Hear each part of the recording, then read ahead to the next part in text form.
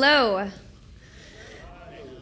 I'm going to start today by telling you about a moment in my life that was an absolute game changer. It was the biggest change or transition I had made, and it all kind of happened in one moment, and it was also the most terrified I've ever been, I think, or it ranks up there. And I had just gotten home from work. I was living in an apartment in Mount Auburn here, Cincinnati, and I'd just gotten home from work at a nonprofit organization locally. And my husband had just gotten home as well, and we were talking about this idea that we'd been kind of marinating on for about a year. And we kind of finally came to the conclusion that, yes, we're going to do it. We're going to quit our jobs. We're going to pack up our bags. We're going to say goodbye to friends and family, and we're going to move to India. Now, this idea was terrifying to me for many reasons. One was because, of course, it's really difficult to move to a different place and to move to an area of the world that's far away from what you know and from your friends and from your family. And that part was definitely terrifying, but I was also excited by that part. But the part that was especially terrifying to me is that the work we wanted to do and the way we wanted to do it didn't have a roadmap. There wasn't a precedent set for the way we wanted to do the work we were going to do. Nobody had done it in that way before. At least we didn't know the people who had and couldn't find them through our research. And the thing is that I'm a person that really likes roadmaps. I am a planner to heart. I remember standing in the 8th grade hallway, and a friend of mine told me about the 5 Ps: prior planning prevents piss poor performance. And I thought that was brilliant, right? So this is how my brain works. I like to make to-do lists. I'm a planner, and so the idea of not having a roadmap for this experience and not knowing what was going to happen or what was going to come out of it terrified me. And I remember when I finally realized we were going to do this, I just kind of slid down the kitchen cabinet and landed on the cold floor. And I just remember that feeling really well. And what we wanted to do, I'm going to tell you a little bit about the idea that we wanted to do. So we wanted to use design, and we wanted to use it to solve some of the world's toughest issues, to apply it where it normally wasn't applied. So you guys are all probably familiar with design in some degree or another, right? Product design, fashion design, interactive design, service design. And what design has in common is that it's really good at solving problems, and it's really good at figuring out what you want, right? So it's why we all have or want the new iPhone or a new pair of shoes. And it's really good at doing that in a creative and engaging way.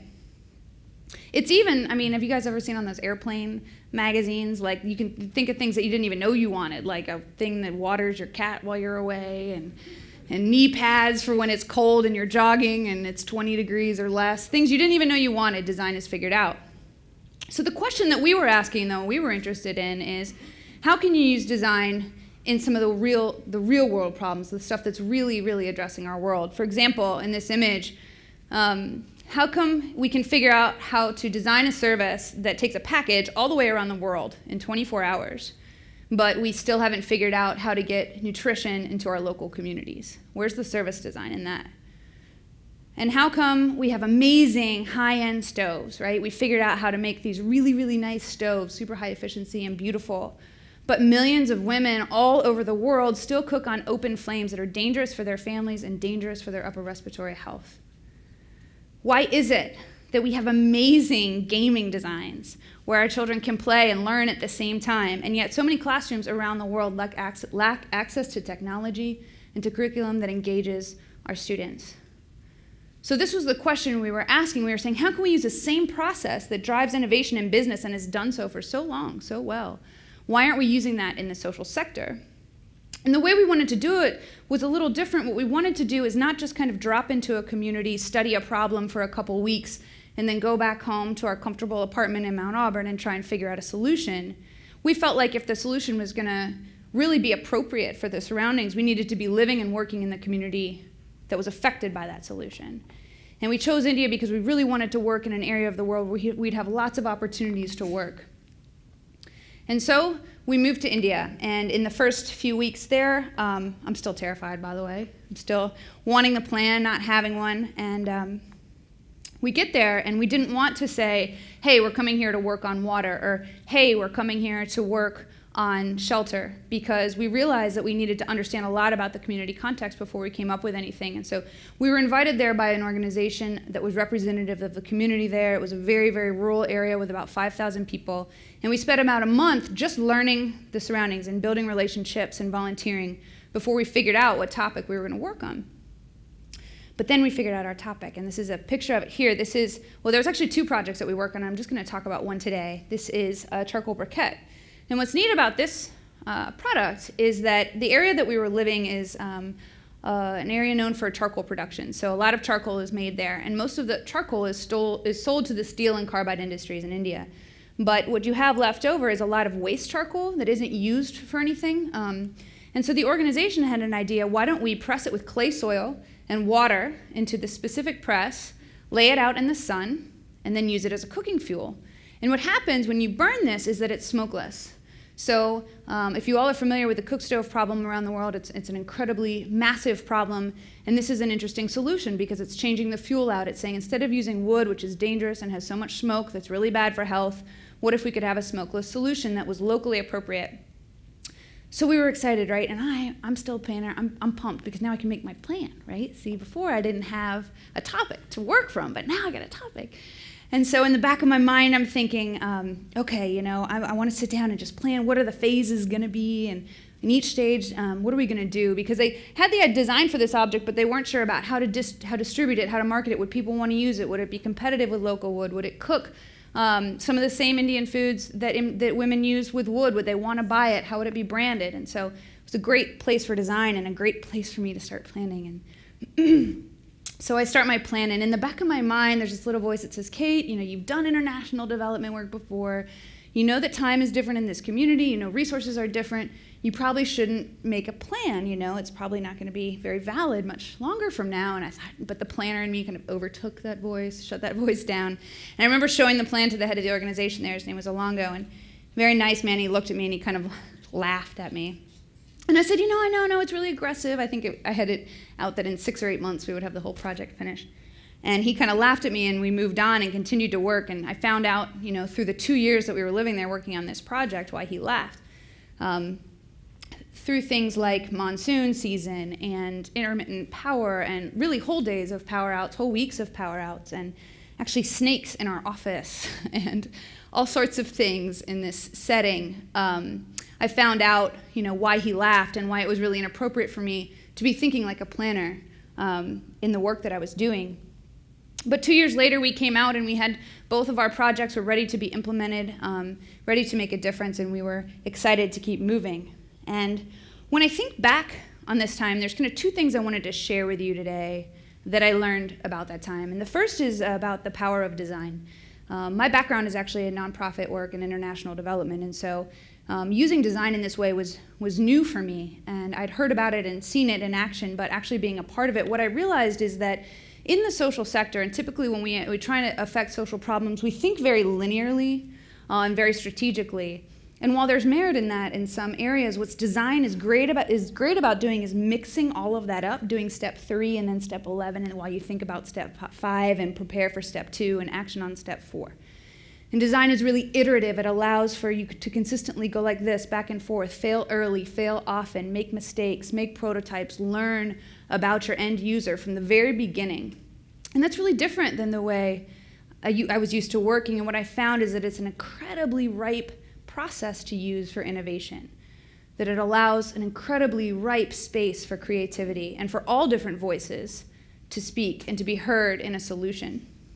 So that was the first thing that I learned I wanted to share with you. But the second thing I learned and thought about and I've really been working on is this concept of planners versus searchers. So at this time I'd read this book. It's called White Man's Burden. It's written by a man named William Easterly. And he wrote his book in response to a book written by Jeffrey Sachs, who wrote a book called The End of Poverty. And Jeffrey Sachs, if you're not familiar with him, he is also the main architect behind the Millennium Development Goals. If you're not familiar with those, the Millennium Development Goals were written with the purpose of, it's a massive global plan to eradicate poverty, disease, and hunger. And while it's an incredible plan, what William Easterly, who wrote this book, was saying was, I don't think this is the right way we should be thinking about this. And the premise he gives is this. He says, over the last decades, We have spent trillions of dollars in foreign aid, and we still have not figured out how to get malaria medicine to our children that costs 12 cents. Still haven't figured that out. But in one single day, 9 million copies of Harry Potter's sixth book were distributed in the US and British economies.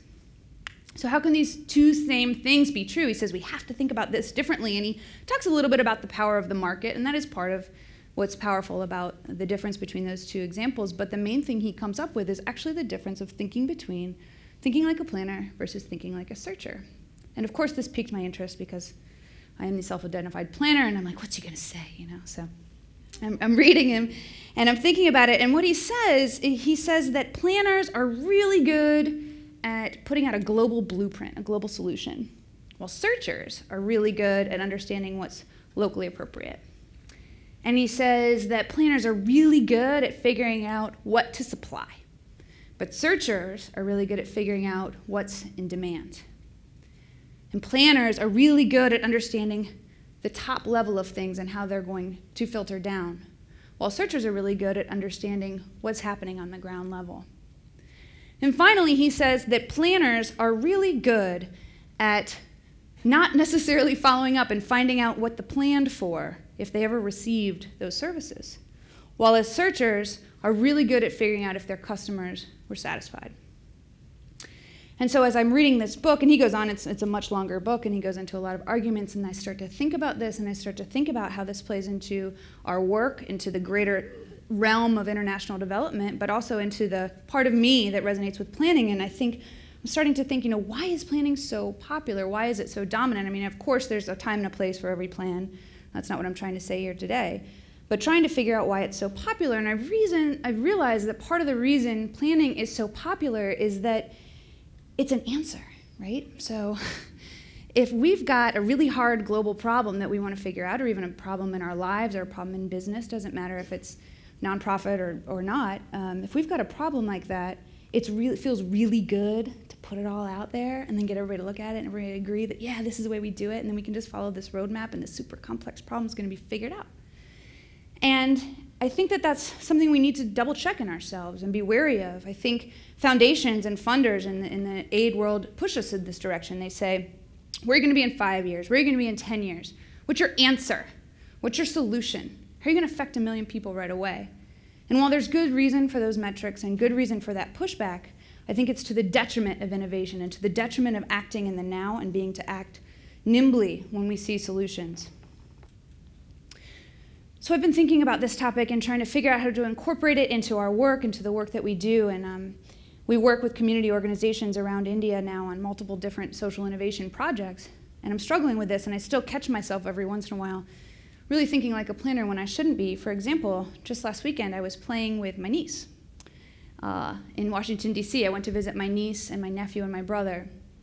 And about 5 minutes after getting there, she says to me, "Aunt Kate, I want to play in the mud." And I said, "Yes, brilliant, that's awesome." So we get dirt, we get a bucket, we get water, we're mixing it up. And I'm pretty excited, honestly, because people don't really ask me to play in the mud very much. So this is a pretty great moment for me. And so we're mixing it together and we're thinking about it, and my planner mind is going, and I say, "Bella, let's make a mud village. Let's make a little house and a bunch of, we'll put like a stream through it, and there'll be a river and everything." And I'm going, right? I've got a plan. I mean, it's beautiful in my mind. And she says to me in that really great way that kids do sometimes, it just brings you back to reality and strips you down to what matters. She says, "Aunt Kate, I just really wanted to see where this was going to go. I just wanted to play." And I'm like, right, that's the searcher, right. So we play and we make this beautiful mess, and we made this really weird mud monster thing, and we made this something that kind of represents a totem pole with a twig sticking out of it, and a mud hamburger and a mud river and a mud yurt looking thing. I don't even know what it was, but we had an incredible time, and we made a mess, and it was beautiful. And what I realized is that if I had gone in with my planner mind, we would have been dictating something either to each other or onto something else. But because she called us into our searcher minds, we were equals in the exploration. And I want to say that again because I think that's really important about the way we look at aid work, whether we're doing it locally or we're doing it nationally or we're doing it internationally. We need to be equals in the exploration of our solutions. People that are affected by problems need to be the leaders of our solutions and the collaborators in our solutions and not just the receivers of our help. And I think that's something that is really powerful about thinking like a searcher is the process of collaboration and the process of acting as equals in the exploration.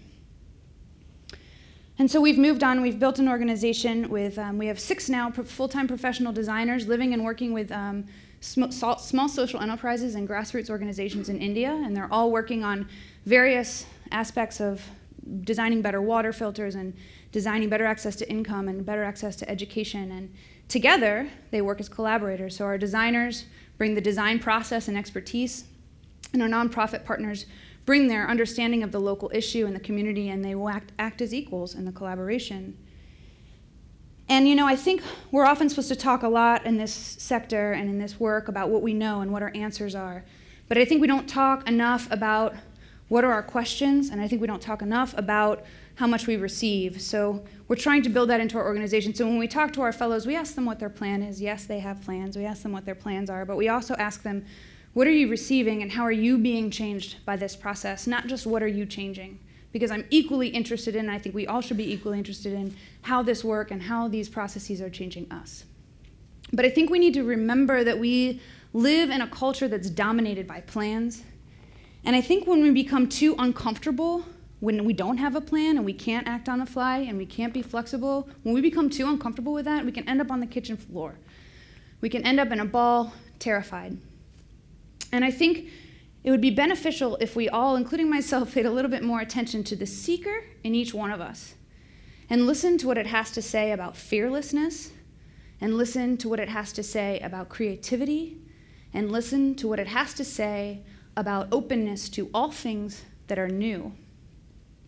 And I think that journey, the one that we travel together as equals in the exploration of this world's crazy problems and crazy solutions, but if we travel it together, wide-eyed, I think that's the space and the place where we truly have an opportunity to make a difference. Thank you.